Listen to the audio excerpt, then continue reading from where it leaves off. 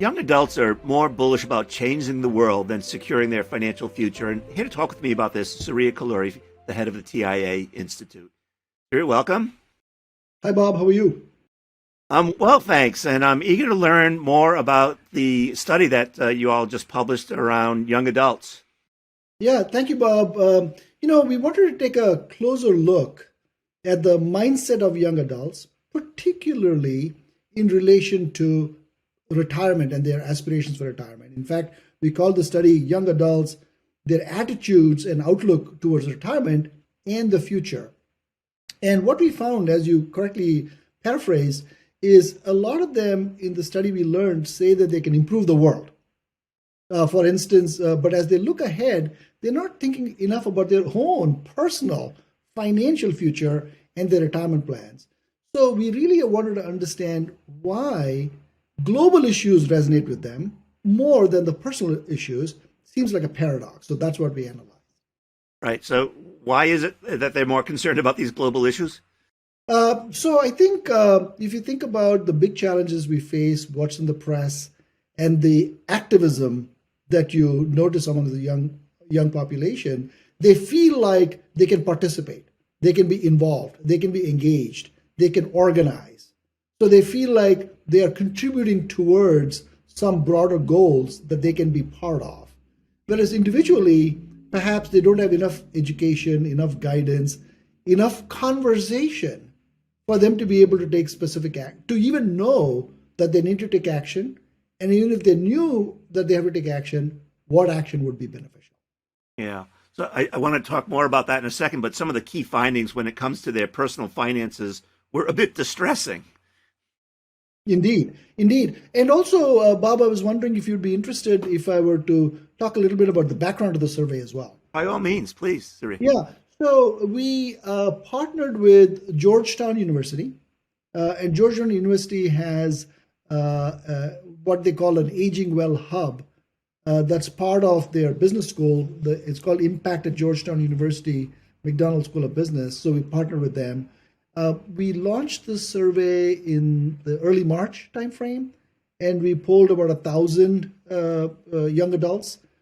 We kind of looked at the ages from 24 to 35. So that was and then we specifically looked at those that were employed full time, because we were exploring this concept of retirement.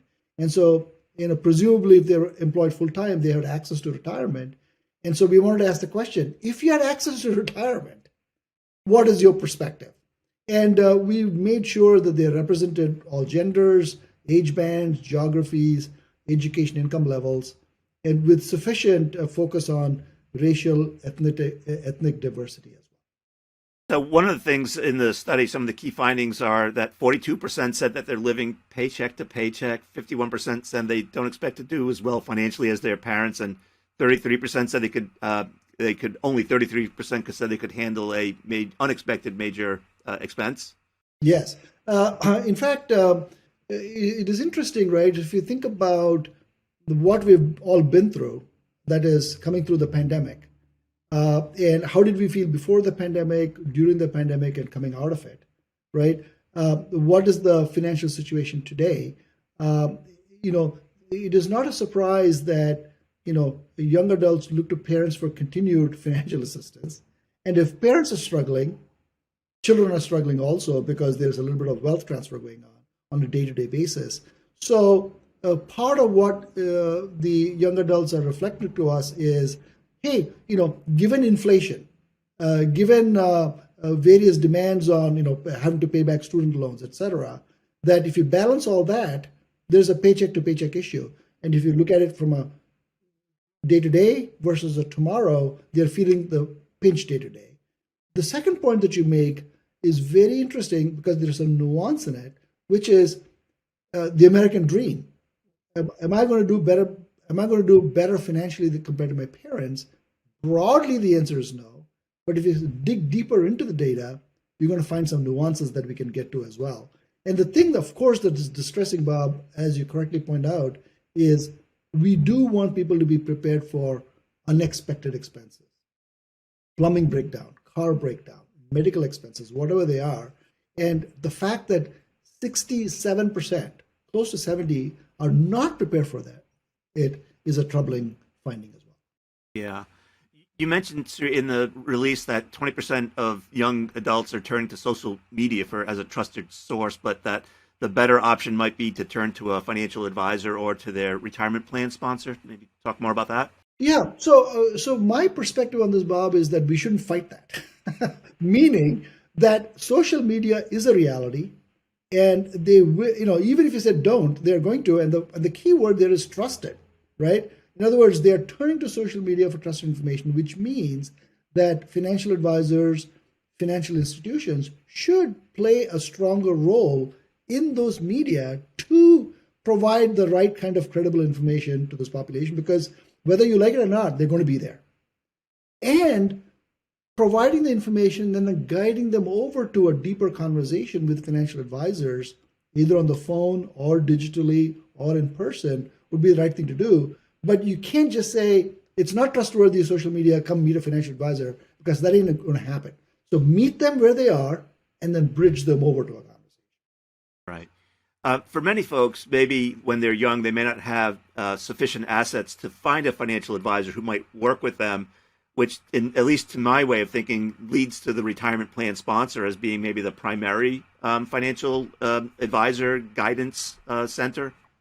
Yeah. So, and the fact that we looked at this population that is already employed leads to that answer, I think, Bob, which is not only can plan sponsors provide information that's valuable, but also through technology and advisors provide that advice. So, for example, at TIAA, we have a group of financial advisors that can provide advice to people who are employed, and also technology that can guide them through it, and allowing participants to think about how much they should be saving, what should their allocation be, what is the first dollar that they should be, paying off debt versus what kind of debt versus how much should they allocate for their savings for retirement. All that becomes a complicated conversation that they can get guidance on at the workplace.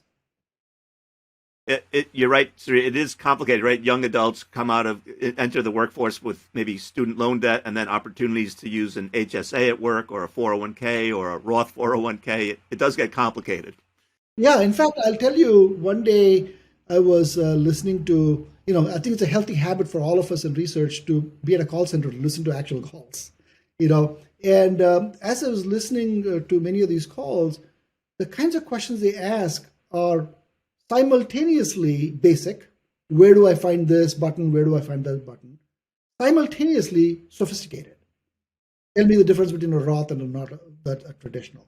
And so when we provide this advice, we should be able to play at all levels. Where do you find the information to how do you make decisions? The study also had some interesting differences with respect to race and gender. Talk more about that. Yeah, so this is where I think the nuance, Bob, really comes into play. That first of all, if you look at the living paycheck to paycheck data, half of Black African Americans said they were living paycheck to paycheck, compared to 44% of white Caucasians. But there's a nuance inside it. So let's look at today versus tomorrow. So the living paycheck to paycheck is today, but will I be better off than my parents is tomorrow. And there's a nuance there. So when in the study, we asked about securing their financial future, 55% of Black African Americans said yes, they'll be better off than their parents, compared to 35% of white Caucasian and also 47% of Hispanic Latino. So in other words, I'm feeling the pinch today, but I'm optimistic about tomorrow, was a role reversal that we saw when we looked at the data by race and ethnicity. And what about gender? So we found that women were more pessimistic compared to men. Now, I just want to draw upon a previous study we had done to shed further light on the gender topic, which is there's pessimism from a financial perspective.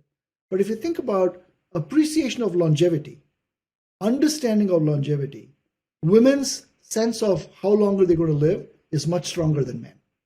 And I believe for proper financial planning, particularly on the retirement side, knowledge of finances and longevity are equally important. So therefore, when a financial advisor is providing advice and the client happens to be married or partners, having both partners in that conversation is going to become very important. Surya, anything else in the report that we haven't mentioned that we ought to? Yeah, so there's an aha that came out of this study, which was perceptions around lifetime income, right? So since the entire population in the survey that we studied is employed, we wondered what their notion of lifetime income or guaranteed income was in terms of their expectation. And what we found was 69%, so let's say round number 70%, think that their retirement plan provides a guaranteed minimum income. Now, we know that's not true. So the question is, what is causing them to think that? Is it the fact that they're auto-enrolled? Is it the fact that they have a match? Is it the fact that they are automatically defaulting into a target date fund? There is some lack of clarity in what's happening that is causing them to assume this. So there is a task ahead of us in the media, plan sponsors, advisors, to clarify how a retirement plan works and what is it that they can expect out of this retirement plan when they retire, including required minimum distributions, etc., and the role a real lifetime income product can play in that portfolio. So it sounds like the actionable advice for plan sponsors and the media is clear. What's the actionable advice for young adults?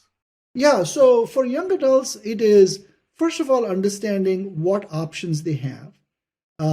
So for example, if the company offers a match, it is free money they're leaving on the table if they don't save up to the match. So educating them on that. Two, educating themselves on the power of compounding. That if they chose not to get that matching grant from the company and they let 5 years go or 10 years go, that compounding is very difficult to catch up on. And then thirdly, how should the portfolio be constructed when they're young adults, when they're parents, when they're closer to retirement and post-retirement? How should that portfolio be constructed? And what is the role of lifetime income within that? All become very important considerations for young adults to take into account as they save for retirement. Well, Surya, I think this report goes a long way toward helping people get a good baseline about where they stand and where they need to go. Anything else we should mention before we wrap up? Yeah, so it is very energizing to know that the young adults do feel optimistic about taking on large global issues. Now, if we can help them also be certain and confident about their personal financial issues, I think the future is going to be in good hands with the young adults. Thank you for sharing your knowledge and wisdom and the results of this survey with us. Appreciate it. Thank you, Bob.